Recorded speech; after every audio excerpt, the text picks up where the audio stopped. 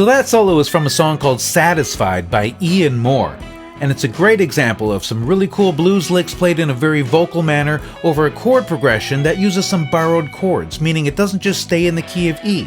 Yet Ian just plays the E major pentatonic basically over the whole thing, and it sounds great.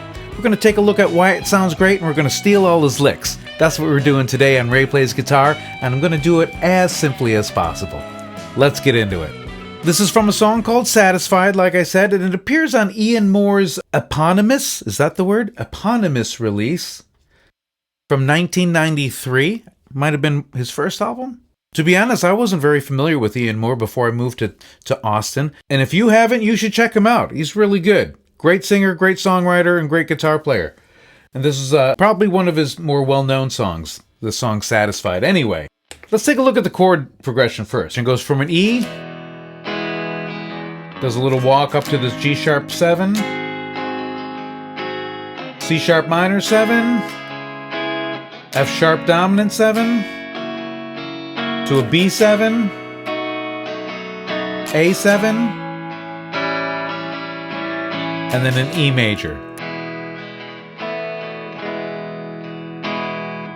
So it's in the key of E, but that second chord already takes us out of the key of E. This is actually the 5 chord of the 6 chord, which it leads to. It leads to the 6 chord, C sharp minor, and this is the 5 chord in the key of C sharp. So we go outside of the key, then we're right back into the key. This chord leads us to F sharp 7. This chord is not in the key, but it is the 5 chord of the chord it goes to. The 5 of B, which is the 5. So it's called, this is known as the 5 of 5, going to the 5. That's just the theoretical mumbo jumbo behind it. All you gotta know is that it sounds damn cool. I love that sound.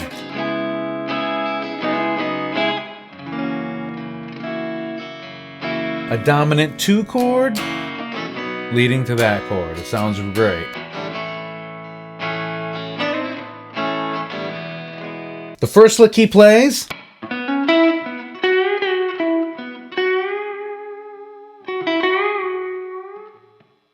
he's playing in the E major pentatonic. I'm playing in this position here.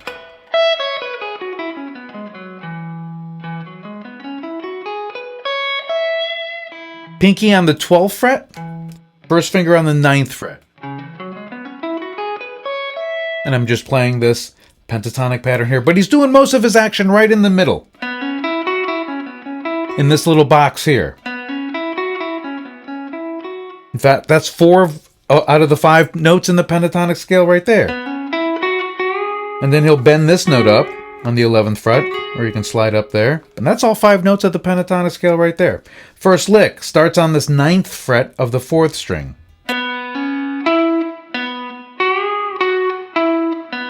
Those are all pickup notes.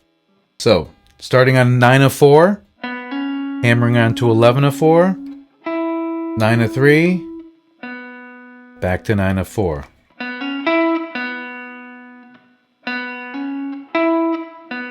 Then, he bends up on the 11th fret of the 3rd string, back to 11, 9 of 3, 9 of 4.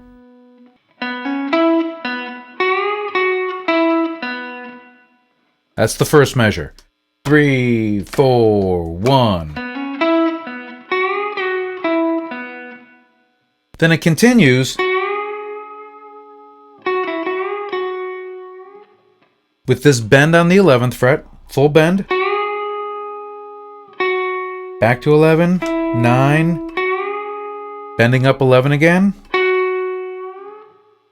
back down to 11, and then bending back up.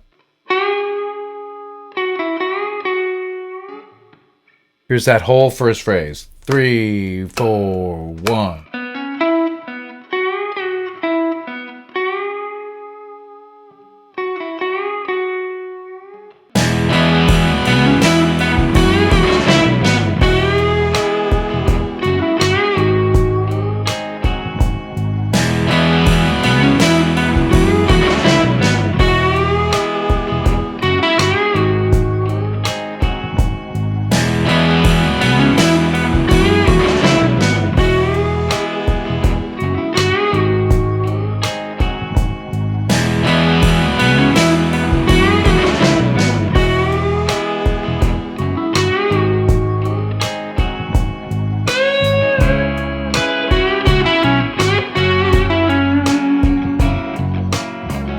Second phrase.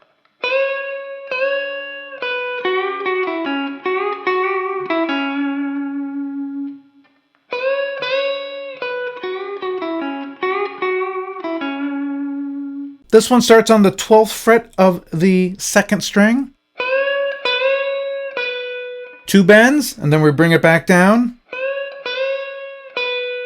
Then, going to the 11th fret of the third string, we're going to bend up, bring it back down, go to 9 of 3, and then 11 of 4.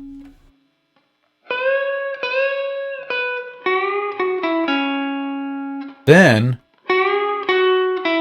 we kind of do a similar thing. Bending up on the 11th fret again, bringing it down, going to 9, then on the 11th fret of the 4th string. Here's that whole phrase.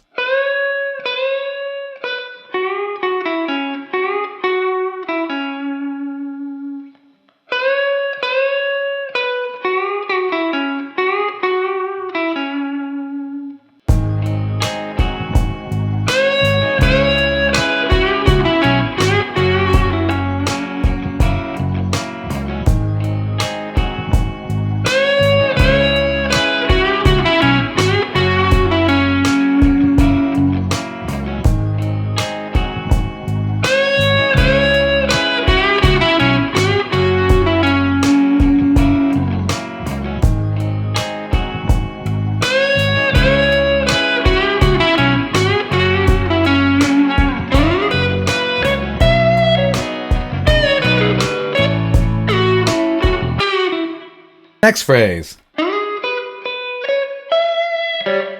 Oops.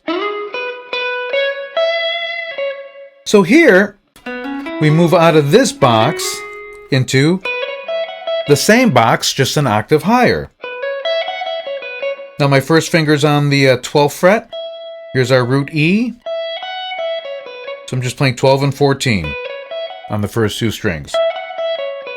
Then we also have this note here. That's kind of our transitional note from that into this. Now this is just part of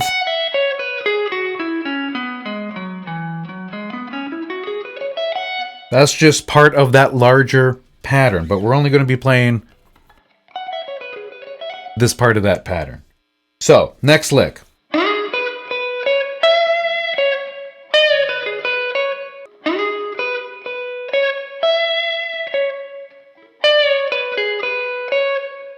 We're sliding up into the 13 of 3, hitting 12 of 2 twice, then 14 of 2, coming up to this E, back to the 14.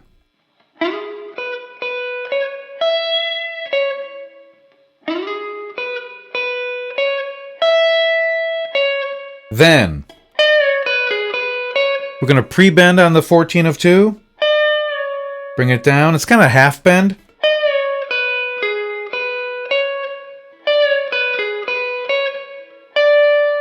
Bringing it down. 12, 13 of 3, back to 12 of 2, ending on 14 of 2.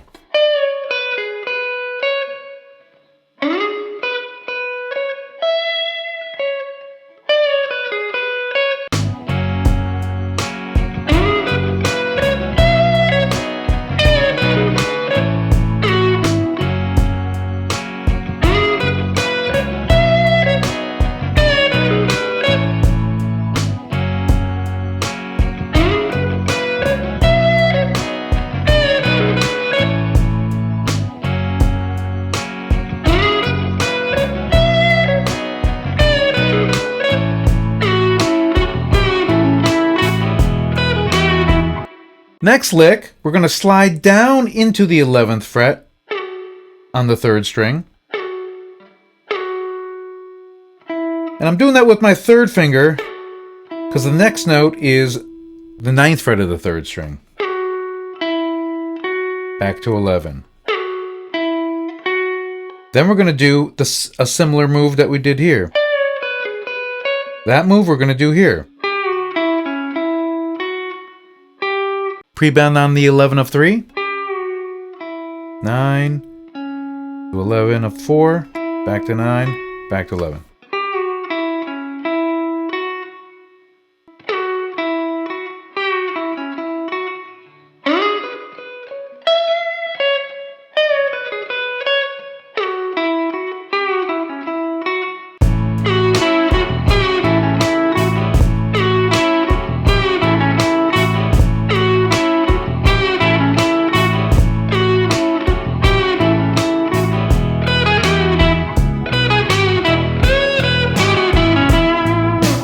Next lick.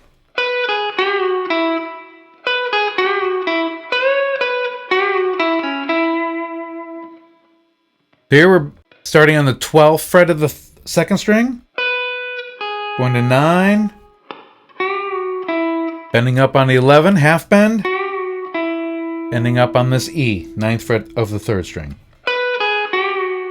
Do that again. Then you're going to bend up on that first note, and then do this move that we did before.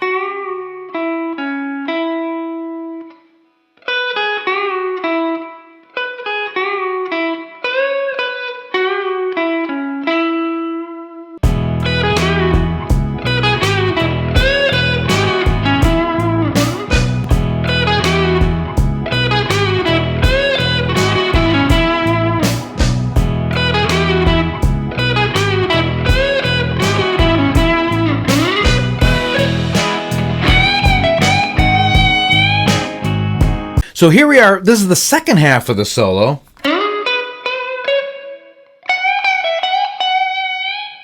And he starts off with a slide up into the 13th fret of the third string.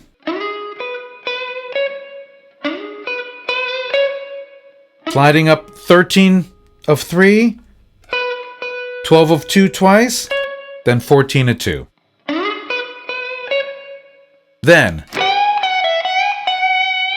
that's the exact same thing we had at the beginning.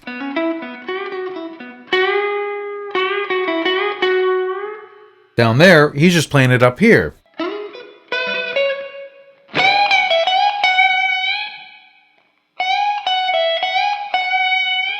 So that's all starting on the 14th fret of the first string, bending that up, bringing it back down 14, 12, bending 14 up again, then bringing it down, and then bending it up again.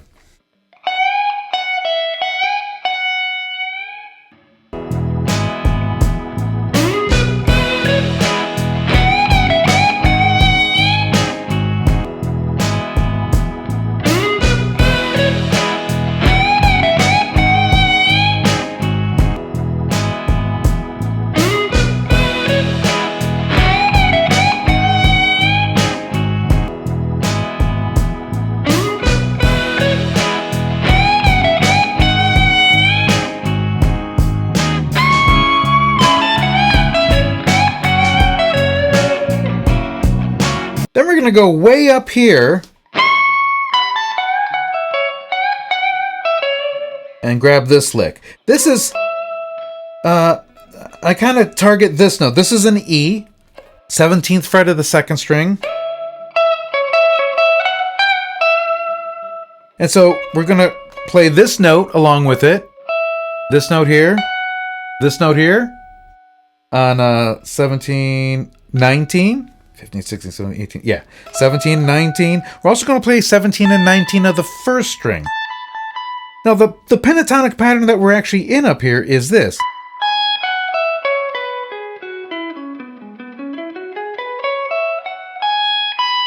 But we're not going to play this note here. We're going to play this note here. And that happens a lot when I go into this major context.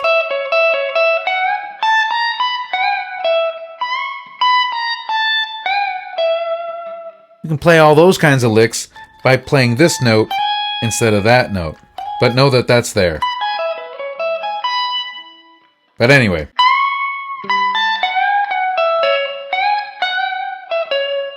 Starting here on the 19th fret of the first string, full bend. And then 19, 17 of the first string, going into a bend 19 of the second string. Bringing that down. 17 of 2, 18 of 3. And then we tag that on at the end. So here's that whole thing slowly.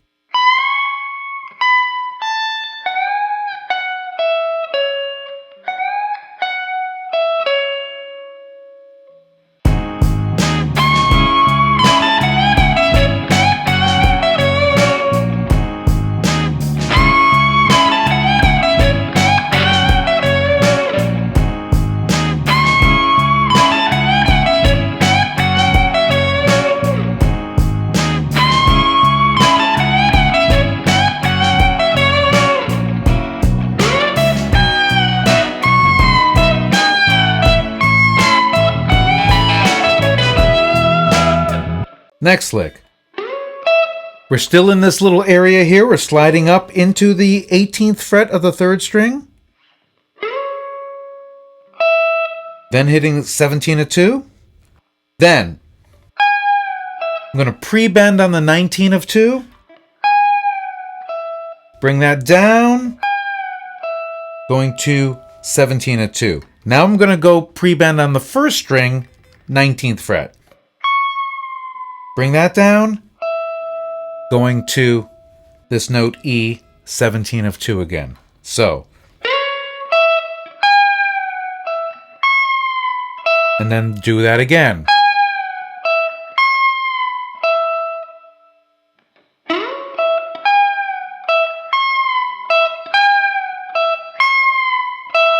Then we're going to end this part with a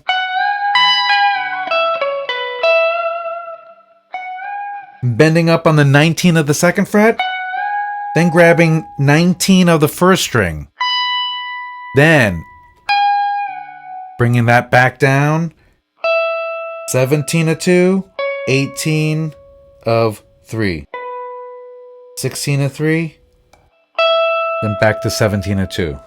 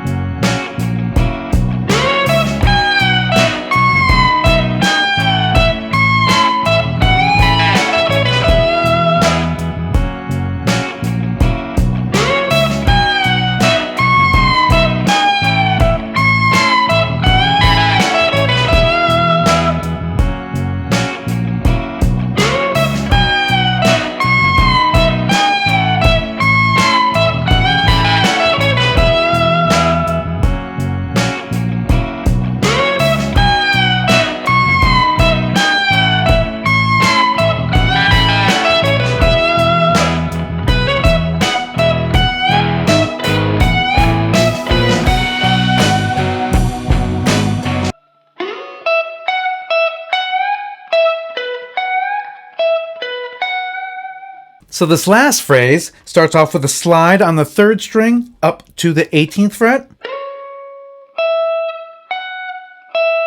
Then you're going to go up into the 17 of 2 to 19 of 2. Back to 17. Then you're going to bend up on the 19th fret. 17 of 2, 16 of 3. And then same thing again. Bend. Ending on this note here, which is part of a B chord, which is the chord we're going to.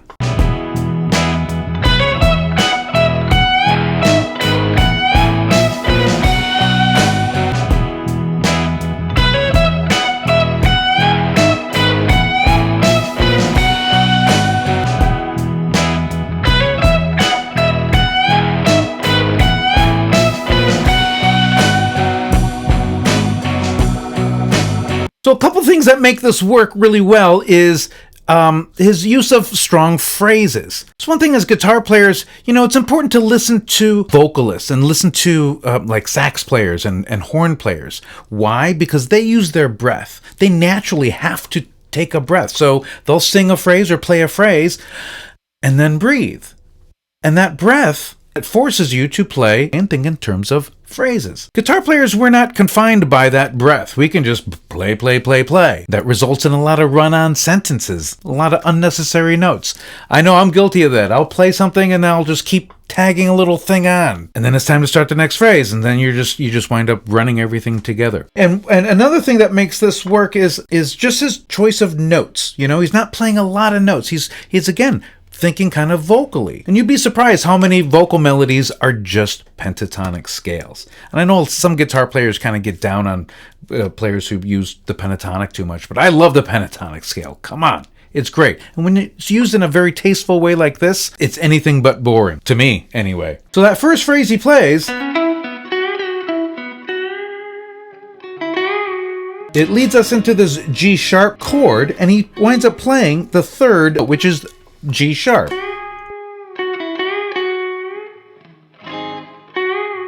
And he's kind of going back between this G sharp and this F sharp, which is the flatted seventh of this chord. So that's why this kind of works really well. Now you can think of it theoretically or just use your ear.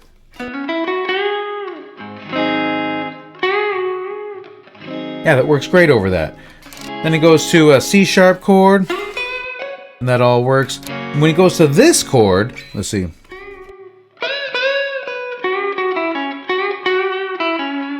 Over this chord, he plays, and he gives emphasis to this note as well as this note. Both of these notes are in this chord. So he doesn't veer outside of the pentatonic scale, but he's still kind of targeting chord tones that are found within the pentatonic scale and found in these outside chords at the same time. Now again, you can approach that theoretically, or you can just kind of use your ear and you'll probably arrive at the same place. And that's another beautiful thing about the pentatonic scale. We kind of hear it inherently. Here's an interesting fact. Every culture uses the pentatonic scale. They don't always use it in the same way, but it's like basic to humanity. Anywho,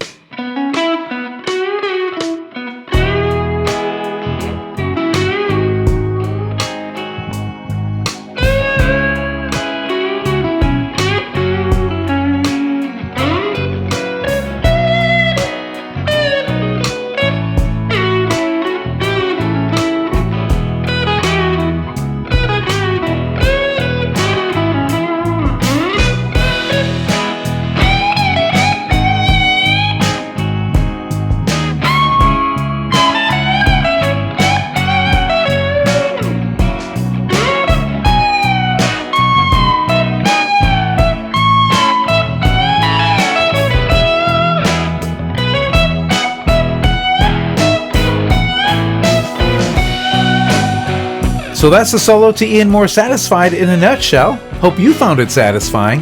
If you did, do me a favor, hit that like button, share this video with your friends, subscribe to my YouTube channel, hit that notification bell. But most of all, thank you so much for hanging out with me today. I really appreciate it. We'll see you next time.